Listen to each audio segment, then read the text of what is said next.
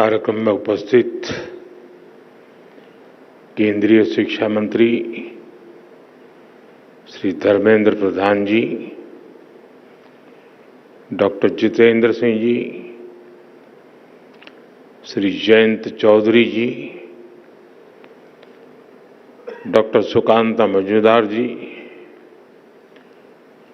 Technology के माध्यम से जुड़े मेरे मित्र श्री रमेश वाधवानी जी, डॉक्टर अजय केला जी, साइंस एंड टेक्नोलॉजी और एजुकेशन वर्ल्ड से जुड़े आप सभी साथी,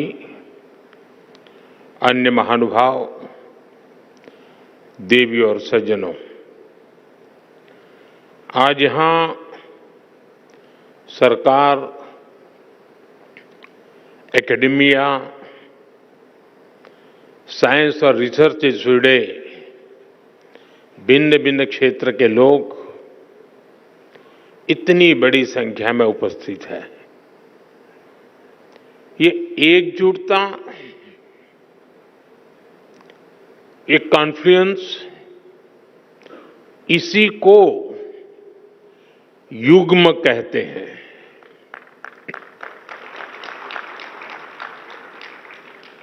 एक ऐसा युग्म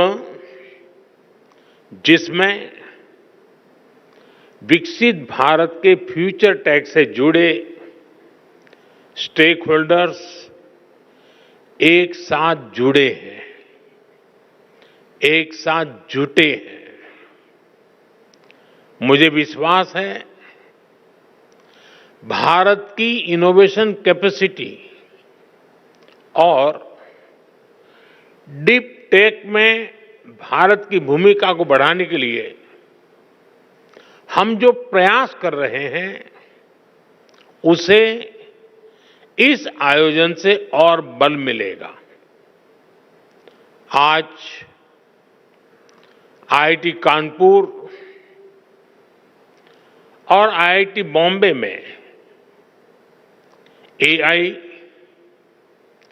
इंटेलिजेंस सिस्टम और bio science, biotechnology, health and medicine के सुपर हब्स की शुरुआत हो रही है। आज वाधवानी इनोवेशन नेटवर्क का भी आरंभ हुआ है। अनुसंधान नेशनल रिसर्च फाउंडेशन के साथ मिलकर रिसर्च को आगे बढ़ाने का संकल्प भी लिया गया है। मैं इस प्रयास के लिए वाधवानी फाउंडेशन को,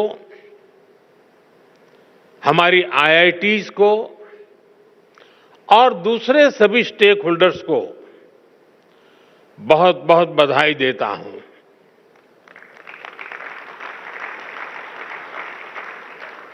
विशेष रूप से मैं मेरे मित्र रमेश वाधवानी जी की सराहना करता हूं। आपके डेडिकेशन और सक्रियता से प्राइवेट और पब्लिक सेक्टर ने मिलकर देश की शिक्षा व्यवस्था में कई सकारात्मक बदलाव किए हैं। साथियों, हमारे शास्त्रों में कहा गया है, परम परोपकारार्थ यो जीवति स जीवति, अर्थात जो दूसरों की सेवा और परोपकार के लिए जीवन समर्पित करता है, वही वास्तविक जीवन जीता है। इसलिए हम साइंस और टेक्नोलॉजी को भी सेवा का ही माध्यम मानते हैं।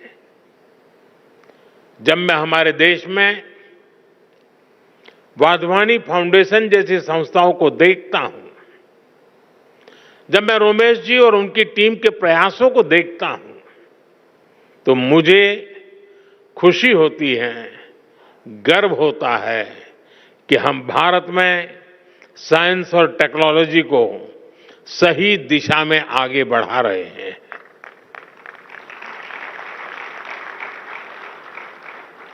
हम सब जानते हैं, रमेश जी ने तो अपने जीवन को काफी संघर्ष में तपाया है, सेवा के लिए समर्पित किया है। जन्म के तुरंत बाद जब वो कुछ ही दिन के थे, तब विभाजन की विभीषिका झेलना, अपनी जन्मभूमि से पलायन के लिए मजबूर होना, बचपन में ही पोलियो जैसी बीमारी का शिकार हो जाना और उन कठिन परिस्थितियों से निकलकर इतने बड़े बिजनेस एम्पायर को बिल्ड करना, ये अपने आप में एक असाधारण और प्रेरणा देने वाली जीवन यात्रा है।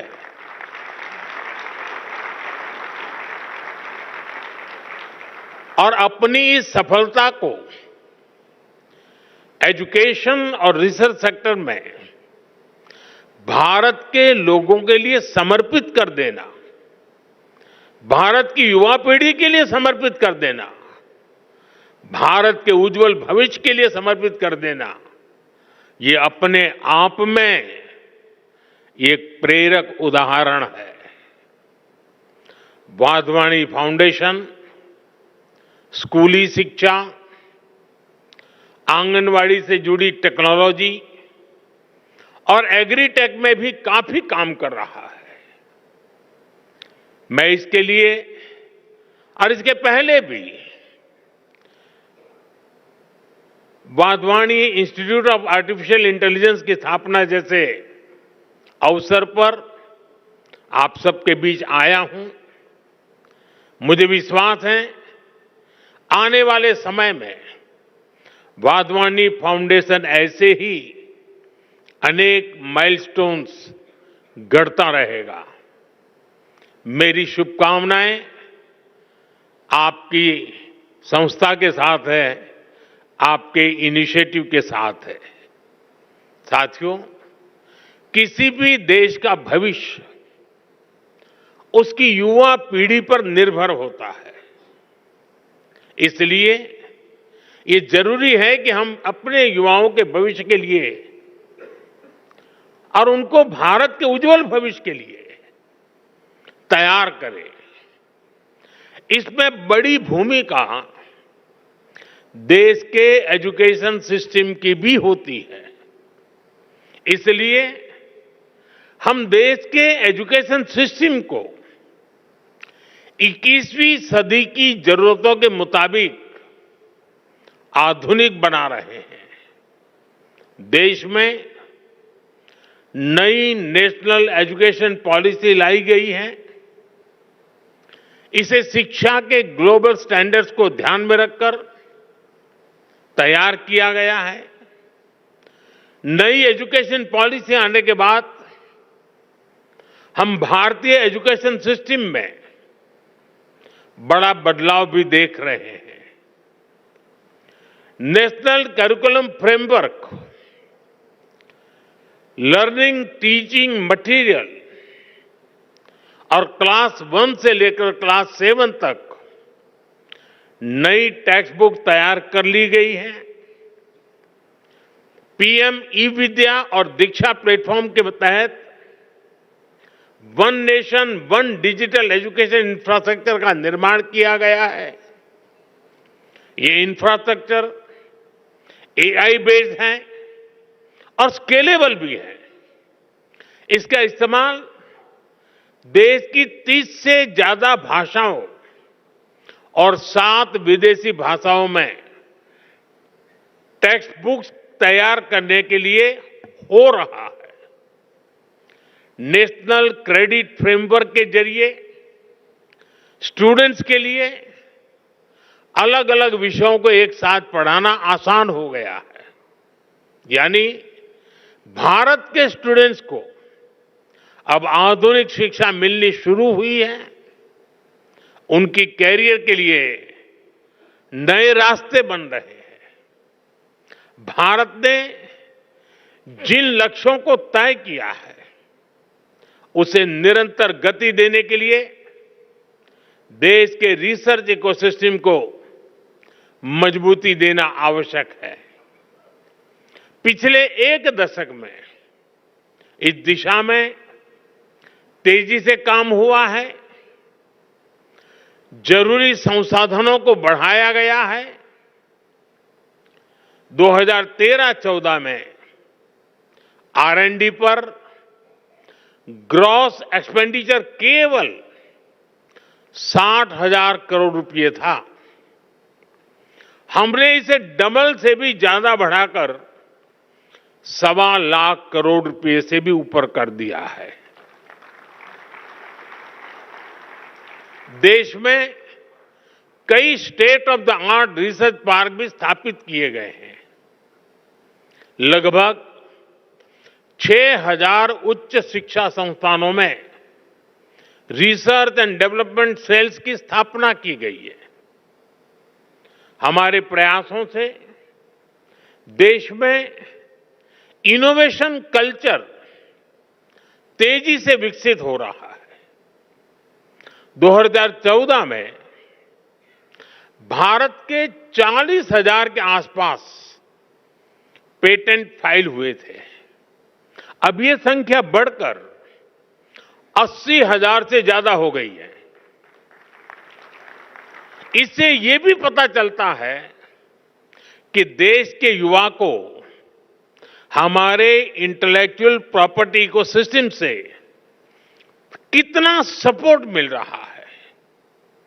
देश में रिसर्च कल्चर को बढ़ावा देने के लिए 50,000 करोड़ रुपए के अनुसंधान नेशनल रिसर्च फाउंडेशन की स्थापना की गई है। वन नेशन वन सब्सक्रिप्शन उसने युवाओं को यह भरोसा दिया है कि सरकार उनकी जरूरतों को समझती है। आज इस योजना की वजह से उच्च शिक्षा हासिल करने वाले छात्रों की पहुंच वर्ल्ड क्लास रिसर्च जर्नल तक आसान हो गई है। देश की प्रतिभाओं को आगे बढ़ने में कोई रुकावट ना आए, इसके लिए प्राइम मिनिस्टर्स रिसर्च फेलोशिप की व्यवस्था बनाई गई है। साथियों, इन प्रयासों का परिणाम है कि आज का युवा सिर्फ R&D में एक्सेल नहीं कर रहा, वो खुद भी R&D बन चुका है। और जब मैं कहता हूं कि वो खुद R&D है, तो मेरा मतलब है रेडी एंड डिसरप्टिव। भारत आज अलग अलग सेक्टर्स में रिसर्च के नए माइलस्टोन स्थापित कर रहा है। पिछले साल भारत ने दुनिया का सबसे लंबा हाइपरलूप टेस्ट ट्रैक कमीशन किया। 422 मीटर का ये हाइपरलूप इंडियन रेलवे के कोलैबोरेशन से IIT मद्रास में डेवलप किया गया। IISc बेंगलोर के साइंटिस्ट ने भी एक ऐसी टेक्नोलॉजी डेवलप की है जो नैनो स्केल पर लाइट को कंट्रोल करती है। IISc में ही रिसर्चर्स ने ब्रेन ऑन चिप टेक्नोलॉजी विकसित की है। ब्रेन ऑन अ चिप यानी एक मॉलिक्यूलर फिल्म के अंदर 16,000 से ज्यादा कंडक्शन स्टेट्स में है। डाटा स्टोर और प्रोसेस करने की कैपेबिलिटी। कुछ सप्ताह पहले ही देश ने पहली इंडिजीनियस MRI मशीन भी बना ली है। ऐसे अनेक पाथ ब्रेकिंग R&D हैं जो हमारी यूनिवर्सिटीज में हो रहे हैं। ये है विकसित होते भारत की युवा शक्ति, रेडी, डिसरप्टिव और ट्रांसफॉर्मेटिव। साथियों, भारत के यूनिवर्सिटी कैंपस आज नए डायनेमिक सेंटर्स बन रहे हैं। ऐसे सेंटर्स जहां युवा शक्ति ब्रेक थ्रू इनोवेशन को ड्राइव कर रही है। हाल ही में हायर एजुकेशन इंपैक्ट रैंकिंग में भारत ग्लोबल लेवल पर सबसे ज्यादा रिप्रेजेंटेड रहा। 125 देशों के 2000 इंस्टीट्यूशन में से 90 से ज्यादा यूनिवर्सिटीज भारत से थी। 2014 में क्यूएस वर्ल्ड रैंकिंग में भारत के केवल 9 इंस्टीट्यूट्स और यूनिवर्सिटीज थी। 2025 में यह संख्या 46 हो चुकी है। दुनिया के टॉप 500 हायर एजुकेशन इंस्टीट्यूट्स में भारतीय संस्थानों की संख्या भी पिछले 10 वर्षों में तेजी से बढ़ी है। अब विदेशों में हमारे प्रमुख संस्थानों के कैंपस खुल रहे हैं। अबू धाबी में आईआईटी दिल्ली, तंजानिया में आईआईटी मद्रास, इसके कैंपस खोले गए हैं। दुबई में आईआईएम अहमदाबाद का कैंपस खोले जाने की तैयारी है। और ऐसा नहीं है कि सिर्फ हमारे टॉप संस्थान ही बाहर कदम रख रहे हैं, बाहर के भी टॉप संस्थान भारत आ रहे हैं। भारत में दुनिया की टॉप यूनिवर्सिटीज के कैंपस खुलने की शुरुआत हो चुकी है। इससे एकेडमिक एक्सचेंज बढ़ेगा, रिसर्च की फील्ड में कोलैबोरेशन बढ़ेगा, हमारे छात्रों को क्रॉस कल्चरल लर्निंग का एक्सपोजर भी मिलेगा। साथियों, टैलेंट, टेम्परामेंट और टेक्नोलॉजी की ट्रिनिटी ही भारत के भविष्य को ट्रांसफॉर्म करेगी। इसके लिए हम भारत के बच्चों को बचपन में ही जरूरी एक्सपोजर दे रहे हैं। अभी हमारे साथी धर्मेंद्र जी ने विस्तार से बताया, हमने अटल टिंकरिंग लैब जैसे इनिशिएटिव लिए हैं। अभी तक देश में 10,000 अटल टिंकरिंग लैब खोली जा चुकी है।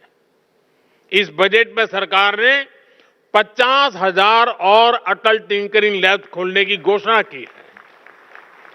विद्यार्थियों को फाइनेंशियल सपोर्ट देने के लिए पीएम विद्यालक्ष्मी योजना भी शुरू की गई है। हमारे स्टूडेंट्स अपनी लर्निंग को एक्सपीरियंस में तब्दील कर सके, इसके लिए हमने 7,000 से ज्यादा इंस्टीट्यूट्स में इंटर्नशिप सेल स्थापित किए हैं। युवाओं में नए स्किल्स विकसित करने के लिए आज हर संभव प्रयास किया जा रहा है। इन युवाओं के टैलेंट, टेम्परामेंट और टेक्नोलॉजी की ये ताकत ही भारत को सफलता के शिखर तक लेकर जाएगी। साथियों, हमने विकसित भारत के लक्ष्य के लिए अगले 25 वर्षों की समय सीमा तय की है। हमारे पास समय सीमित है, लक्ष्य बड़े हैं।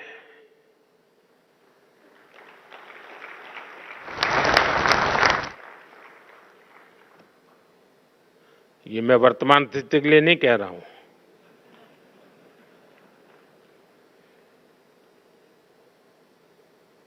और इसलिए ये जरूरी है कि हमारे आइडिया की प्रोटोटाइप से प्रोडक्ट तक की यात्रा भी कम से कम समय में पूरी हो। जब हम लैब से मार्केट तक की दूरी को कम कर देते हैं तो रिसर्च के परिणाम लोगों तक तेजी से पहुंचने लगते हैं। इससे रिसर्च को भी मोटिवेशन मिलता है, उनके काम, उनकी मेहनत का इंसेंटिव उन तक पहुंचता है। इससे रिसर्च, इनोवेशन और वैल्यू एडिशन के व्हील को और गति मिलती है।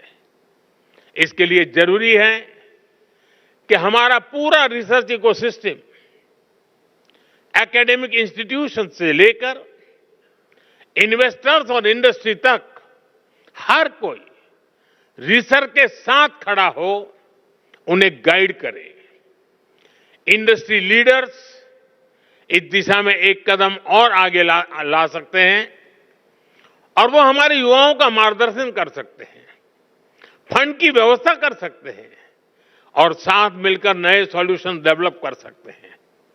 इसलिए सरकार रेगुलेशंस को सिंप्लीफाई करने, अप्रूवल्स को फास्ट ट्रैक करने के प्रयासों को भी गति दे रही है।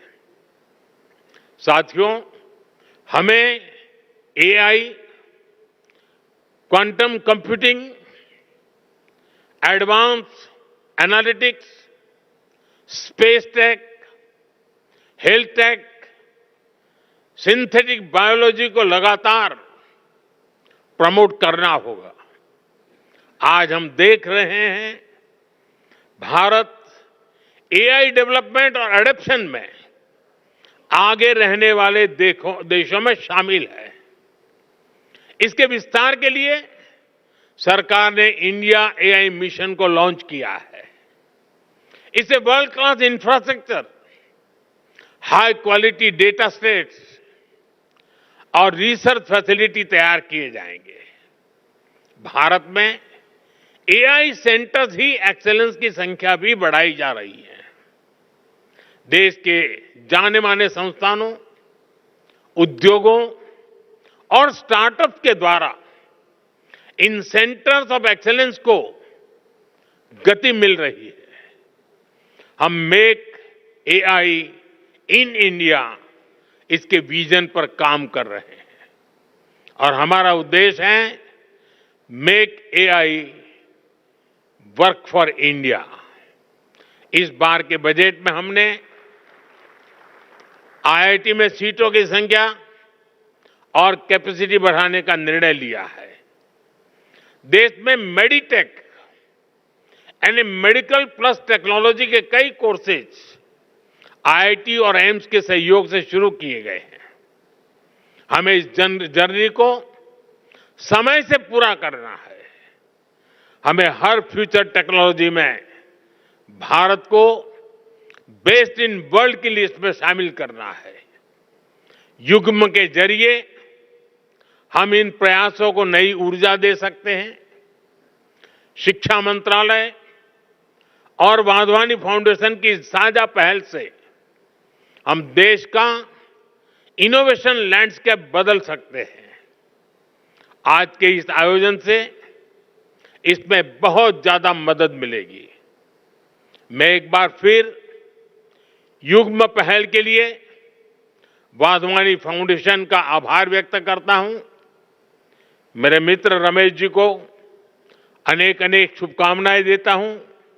बहुत बहुत धन्यवाद। नमस्कार।